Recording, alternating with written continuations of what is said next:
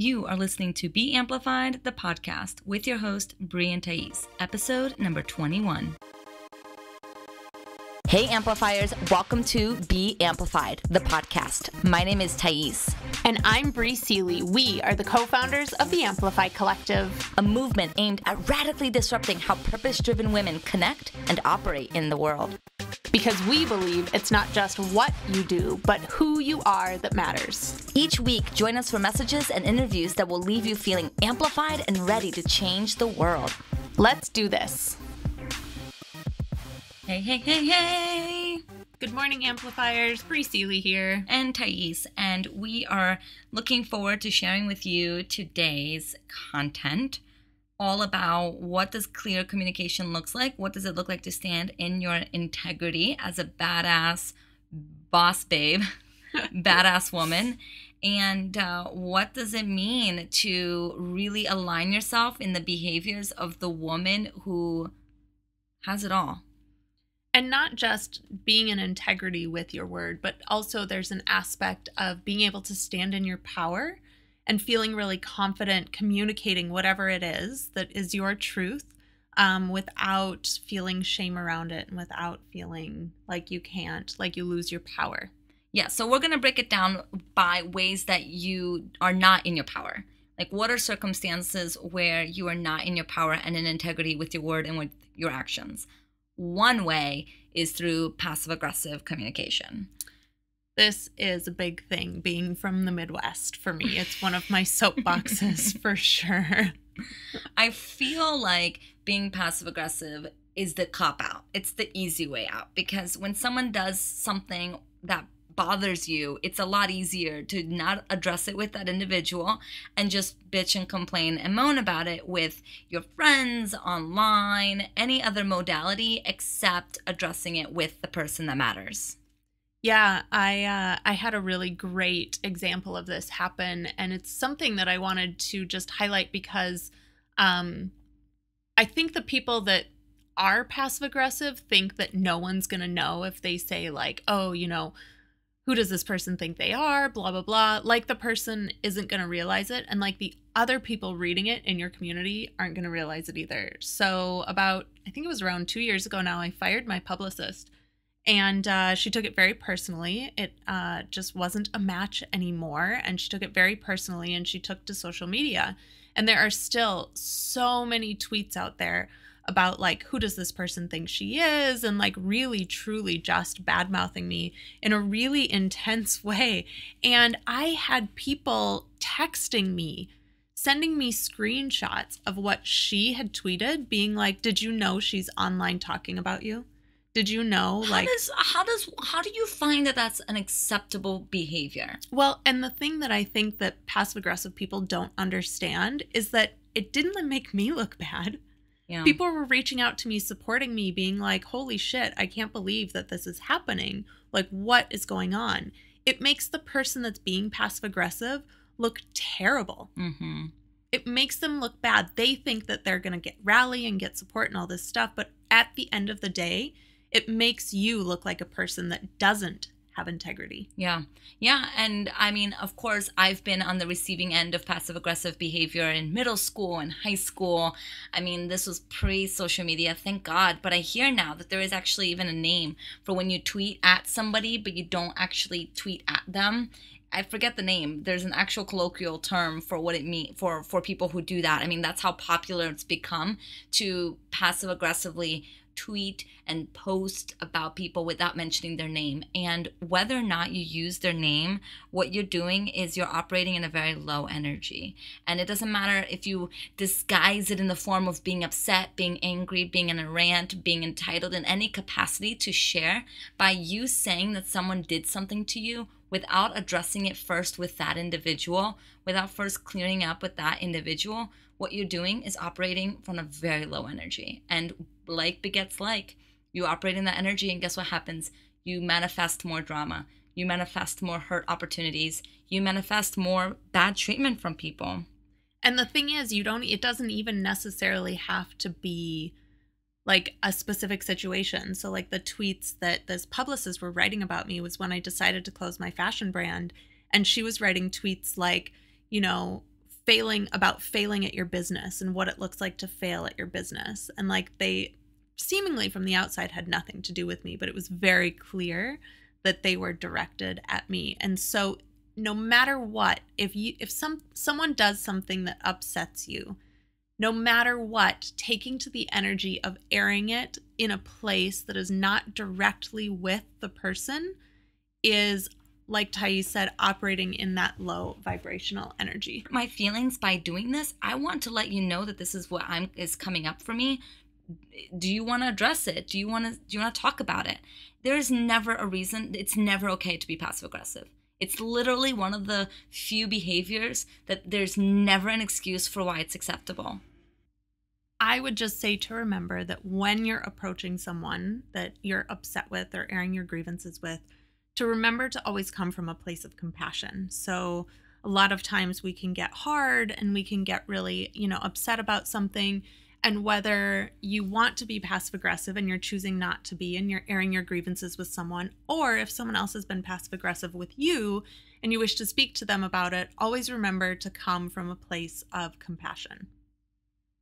I remember when I was in college, I had a roommate and we were best friends. I mean, we chose each other to live together. We were so excited to be in this tiny little room together. Like, we got chosen a tiny, tiny room and we had no problems with it because we were best friends. And in the semester, she decided to go into a sorority and I didn't. So she, of course, had many more activities to do. And I don't know what happened. I literally have no idea. And I wish I knew so much. I wish I knew so badly, but I don't know what happened. But throughout the semester, we just started drifting more and more apart. And I remember I was working at my desk, typing away, and she was sitting at her desk, and she would just start jamming on the keyboard. And I almost felt like she was doing it against me, like she was being passive aggressive and how she was behaving and acting and jamming on her keyboard to show me how loud I am. And I'm gonna admit, I was out of my power most of college because I didn't even know what power was at that time. But I never said anything. And the relationship slowly died. And now we're no longer connected. We're no longer friends. And it's heartbreaking because she was such a wonderful individual. And she, I guess, could have said something too, but I wish so much that I could have said to her, listen, I'm feeling like you're passive aggressive. I feel like this is what's happening. It's hurting my feelings. I miss you. I miss our friendship. What's coming up for you? What's going on? Let's talk about this. But I didn't trust that the relationship could manage that type of conversation. And I didn't trust that I could have that type of conversation. And so it sucks. It sucks when this happens and you don't own your power. And so if someone is being passive aggressive at you, say something. Say something. Don't let it just happen. Like, speak your truth. So one of the visuals that I like to remember if you're feeling inspired to be passive aggressive is this quote. And I'm sure you've all heard it before, but just a reminder, holding resentment or holding, this energy of being passive aggressive or any of those other things, as much as we want to use it to hurt the other person, it's that old saying of, it's like drinking poison and expecting the other person to die. So remember that if you're being in the energy of this behavior, it's not hurting the other person.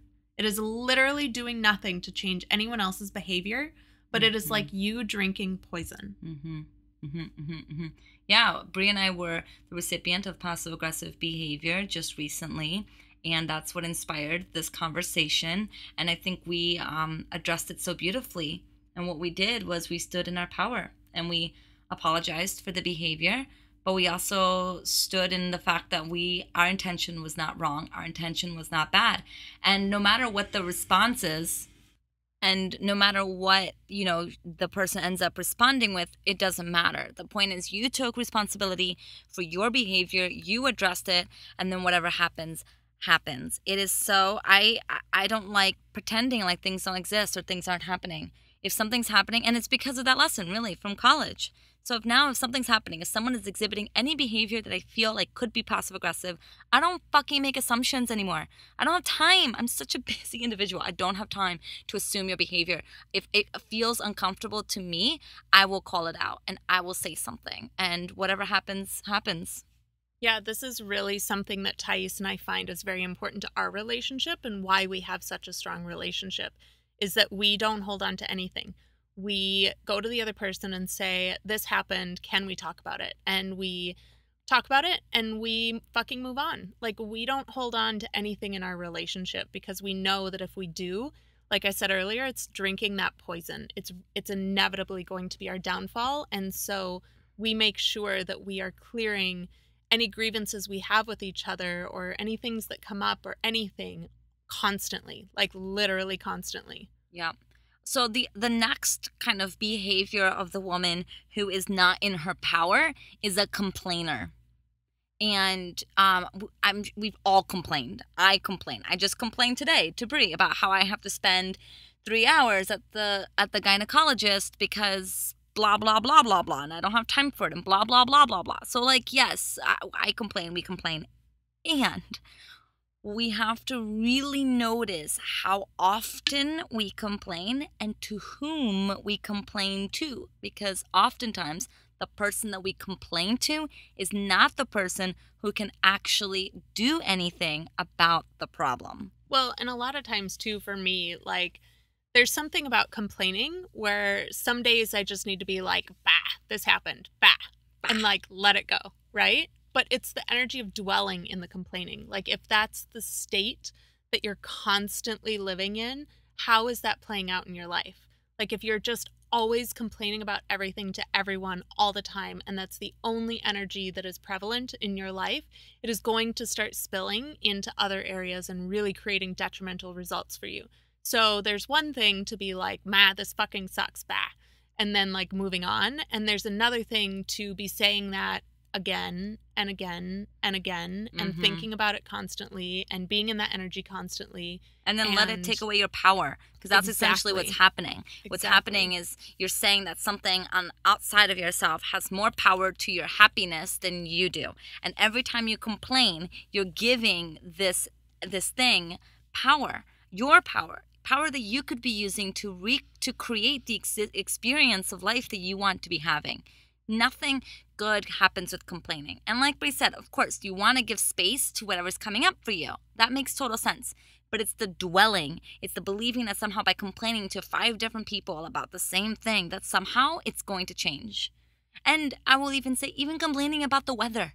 Gosh, that's so exhausting. Like, how many times do I have to hear you complain about the weather? You know what I mean? Like, is it going to change the weather? No. So why are you even talking about it? Why are you even discussing it? And my other thing about complaining is when, especially with the weather, especially with jobs, or especially with any of those things, I always just want to look at the people and be like, if you don't like it, move. Like, if you don't like your job, fucking get a new one. Like, I have very, very low tolerance. Like I said, there's a difference between venting and complaining. And I have a very low tolerance for complaining, and I love calling people out on it. Yeah. So complaining is another one. It's low vibe. And notice if you're complaining and who you're complaining it to. Like I said, oftentimes we don't complain to the right people. That's passive-aggressive behavior. Complain to the people who matters, and don't complain. Speak to them, share with them, tell them what's coming up for you, allow them the space to react however way they will, but at least you did your part. Do not take responsibility for other people's behavior. You cannot control others. You can only control yourself and the happiness that you allow into your life, and blocking that happiness by holding on to shit is not what's going to support you in becoming an empowered woman. So, Thaís, what I hear you saying is that you'll be calling the gynecologist later on today and letting them know how upset you are about... Oh, do not worry. I will communicate very clearly my unhappiness as to the situation I am in. And of course, you want to be sharing from a place of what can we do to change what's happening. And so if you're complaining about the weather, that's energy that you literally can't do anything about. But if you need to like talk to someone about something that's bothering you, do it from the energy of how can we fix this, rather from the energy of let me just bitch about this for 30 minutes and then expect you to solve all my problems. So third way that Bri and I have seen women lose their power is, drumroll, it's using other people as an indicator for where you should be, and then comparing yourself to others, and then stealing other people's shit. This is such a good one, especially in the coaching industry. I feel like this is so prevalent. So one of my least favorite questions, and I get asked this all the time on podcast interviews and like everywhere, is who's your favorite woman entrepreneur, or who do you follow? Who do you look up to, and blah, blah, blah. And it's good to have mentors. It's good to have people to look up to help you rise. And I feel like there's a really unhealthy energy that goes into it for a lot of people, where it's like, well, I have to be exactly like so-and-so, and I have to run my business exactly like so-and-so, and I have to do exactly what they did. And it's so unhealthy, and it will never lead you down the right path ever. Yeah, I see it a lot where women see that something is working for somebody else, or quote unquote working, because we never quite know what's happening in someone else's life. But we're like, oh, look, they're doing a 3-part video series and they did it this way and they use these words and they this is their title, and they did it this way and this is the way they did it. And look how much people they have in their thing. That must have worked. I need to do the exact same thing. And then we end up copying their exact same launch process, and lo and behold, it doesn't get the same results as they did. Why? Well, because you're not doing it your way. Yep. You're doing it someone else's way, and you don't know what they were doing on the back end. You don't know if they were getting on the phone with 50 individuals. You don't know if they already had people lined up. You literally have no idea about their business. And so when you look at someone's exterior at their website and you think, oh my God, mine is so bad, I need to copy it to be just like them, you're losing your power. You're essentially saying that someone's achievements is better than your weakness. Well, that's not fair for you. You have to find your own way. You have to find a way that works for you. I have had a lot of clients in the past come to me and say, well, just teach me how you did it. And my answer is always, that will never work for you. The only thing that will ever work for you is for you to tap into your intuition, for you to tap into your higher self, your source, your power, and find the answers for yourself. Don't get me wrong. I tried all sorts of shit before I found out what worked for me. And it was things that I saw other people doing, and they didn't work. They didn't produce the results that I needed in order to make my business what it is today. Literally, the only thing that got me to where I was a small whisper that I received during a meditation. That is what got me to be a 6-figure business owner this year. That's the only thing. So if you're looking at other people for a template about how it works and how businesses run and you will never succeed.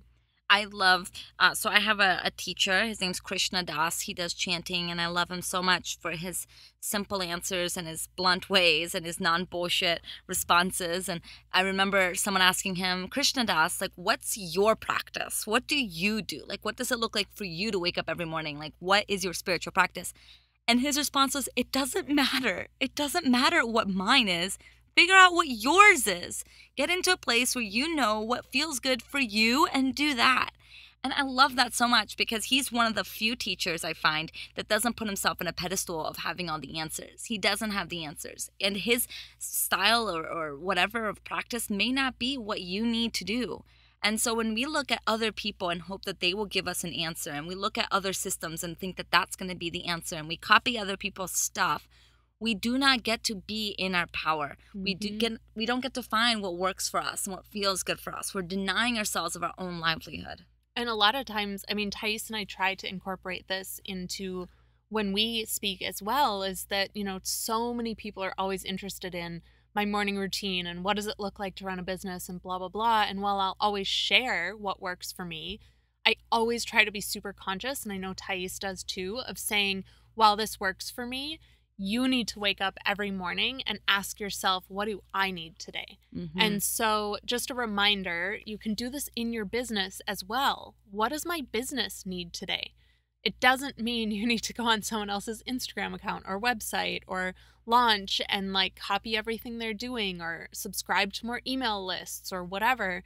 It could literally be as simple as you sitting down, getting into meditation, and asking for the answers that you're looking for from source. Yeah. One of the big shifts that happened for me was when I stopped looking at books for the answer.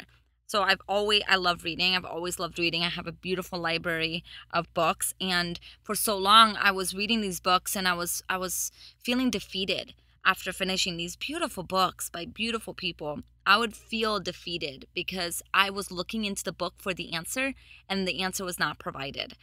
And I finally had to step back and realize I had been putting all my power into believing that someone else knew more than me.